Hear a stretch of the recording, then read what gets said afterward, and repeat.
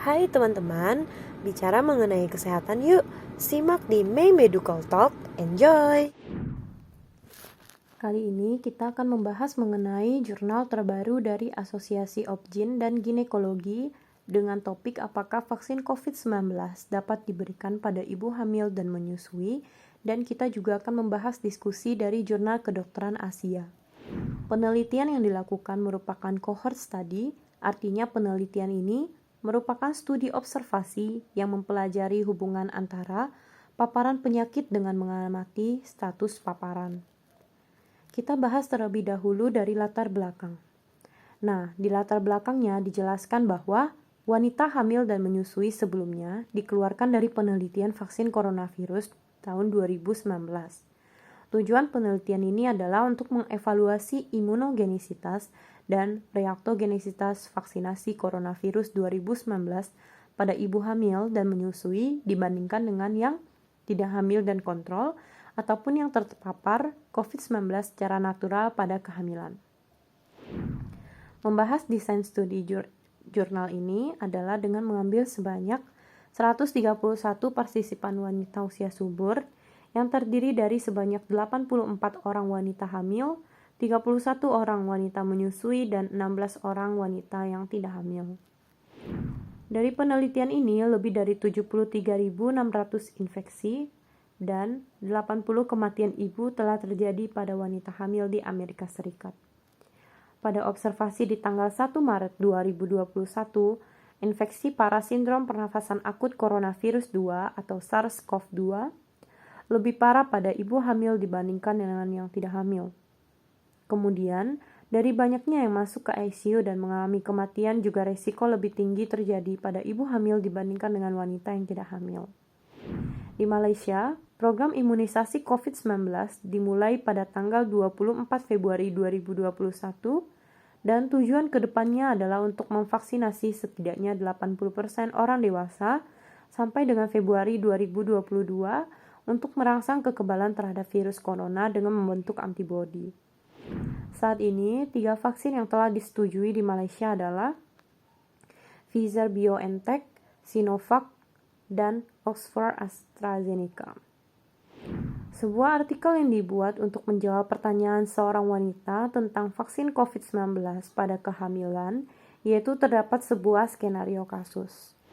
Nyonya Maria, seorang wanita berusia 45 tahun yang sedang konseling pre-kehamilan, dia baru saja menikah sekitar 3 bulan yang lalu dan sedang merencanakan kehamilan.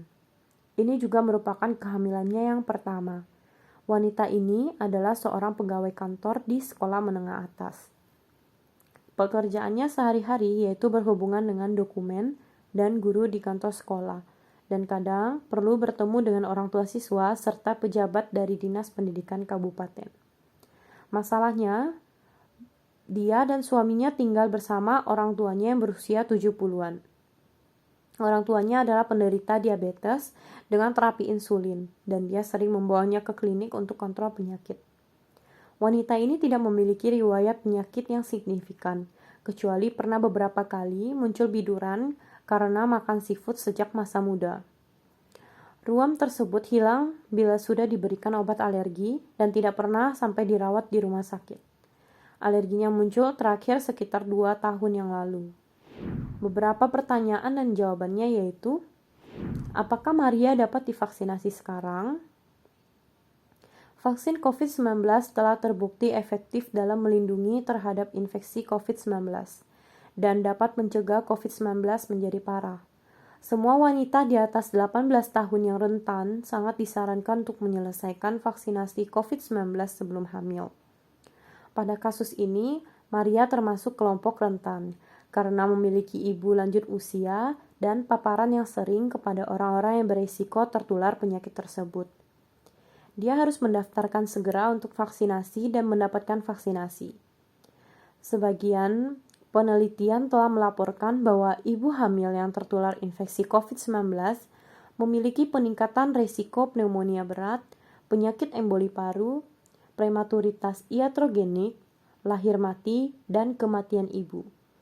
Akibatnya, kebutuhan untuk perawatan intensif atau ICU, perawatan ventilasi mekanik, dan dukungan ventilasi lebih besar, terutama dengan infeksi oleh strain yang lebih baru dari virus.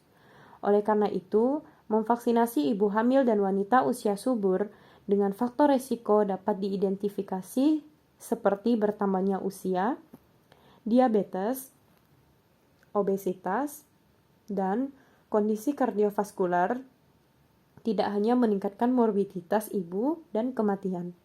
Itu juga akan mengurangi risiko kecacatan janin. Meminimalkan risiko pada janin terutama penting bagi Maria, karena ini adalah kehamilannya yang sangat berharga baginya.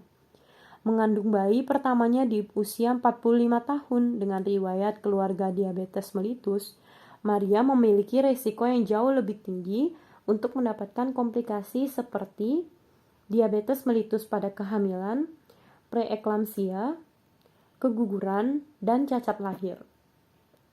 Kehamilannya pasti akan semakin rumit jika dia tertular COVID-19. Maria juga harus disarankan agar orang tuanya dan suami divaksinasi COVID-19 juga. Cara ini secara tidak langsung akan mengurangi kesempatannya tertular selama kehamilan. Apakah akan membahayakan Maria dan bayinya jika dia mendapatkan vaksin ini saat hamil? Pemberian vaksin dengan jenis Pfizer dan Sinovac mungkin aman dari beberapa data penelitian. Namun, wanita hamil tidak boleh diberikan vaksin AstraZeneca karena efeknya yang dapat menimbulkan pembekuan darah. Mari kita bahas efek pada janin. Malformasi pada janin belum pernah dilaporkan saat pemberian vaksin. Ini didasarkan pada pengujian di hewan oleh Badan Toksisitas Obat pada vaksin mRNA. Selain itu, vaksin mRNA tidak hidup dan tidak menyebabkan infeksi pada ibu dan janin. Vaksin tersebut juga tidak masuk dalam nukleus sel, jadi tidak menyebabkan perubahan genetik. Namun yang terbaik adalah menghindari vaksin selama 12 minggu pertama kehamilan, karena itu merupakan waktu pembentukan organ. Kemudian, reaksi dari vaksin seperti demam dapat meningkatkan cacat pada tabung saraf janin. Oleh karena itu, bila terdapat demam setelah vaksin, maka dapat diberikan acetaminophen atau paracetamol yang aman diberikan pada saat kehamilan. Efek pada ibu hamil. Keamanan vaksin yang diberikan pada ibu hamil dengan yang tidak hamil adalah sama. Belum ada studi yang menghasilkan adanya kejadian yang membahayakan. Adapun 4 jenis vaksin yang telah diluncurkan, termasuk mRNA, Pfizer dan Moderna, vaksin vektor virus seperti AstraZeneca, dan vaksin virus yang tidak aktif seperti Sinovac.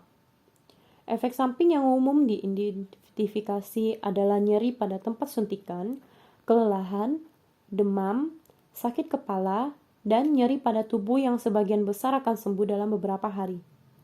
Efek ini timbul karena tubuh membentuk antibodi.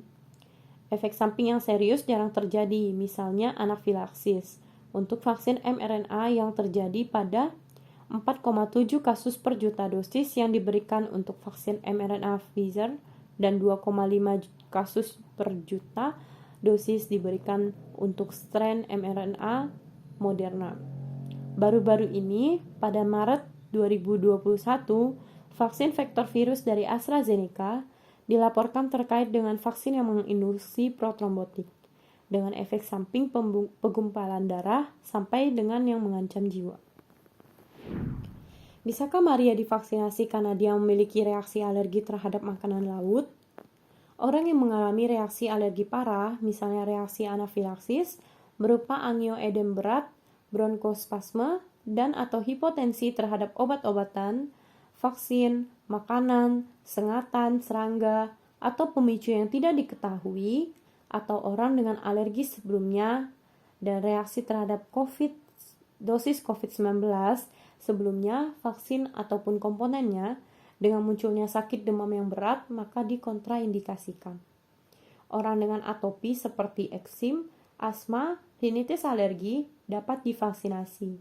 Orang dengan beberapa alergi harus divaksinasi di rumah sakit. Karena Maria tidak memiliki kontraindikasi, dia bisa divaksinasi dengan Comirnaty Pfizer-BioNTech vaksin. Setelah mendapatkan vaksin, dia perlu dipantau setidaknya 30 menit di pusat vaksinasi. Jika Maria divaksinasi, Sekarang, berapa lama dia dapat merencanakan kehamilan? Tidak ada bukti ilmiah sampai saat ini yang menunjukkan bahwa vaksin COVID-19 dapat mempengaruhi kesuburan baik pada pria atau wanita. Kebutuhan kehamilan tidak boleh ditunda setelah vaksinasi, kecuali untuk mereka yang menerima terapi kesuburan tertentu. Bila mendapatkan vaksin COVID pertama, sebelum hamil mungkin dapat menunda dosis kedua, sampai setelah 14 minggu kehamilan. Meskipun satu dosis vaksinasi COVID-19 memberikan perlindungan yang baik terhadap infeksi, efisiensinya dalam memberikan perlindungan yang memadai sepanjang kehamilan masih dipertanyakan. Oleh karena itu, dianjurkan bahwa kedua dosis vaksin selesai sebelum hamil sebagai perlindungan maksimum di sepanjang kehamilan. Apakah bayi Maria juga akan terlindungi jika dia mendapatkan vaksin ini? Meskipun tinjauan sistematis baru-baru ini sebagian besar laporan kasus dan juga studi retrospektif menunjukkan kemungkinan rendah dari kekebalan pasif pada bayi yang lahir dari ibu yang terinfeksi sebelumnya. Tidak ada bukti kuat untuk menunjukkan bahwa vaksinasi COVID-19 pada ibu dapat memberikan kekebalan pasif pada bayi. Kesimpulannya adalah, bukti dari rekomendasi saat ini oleh berbagai badan profesional mendukung vaksinasi COVID-19 pada ibu hamil, terutama yang memiliki resiko lebih tinggi. Namun, tetap harus dibawa untuk diskusi antara pasien hamil yang diberikan vaksin dan dokter, serta adanya analisa studi longitudinal. Semoga bermanfaat. Terima kasih.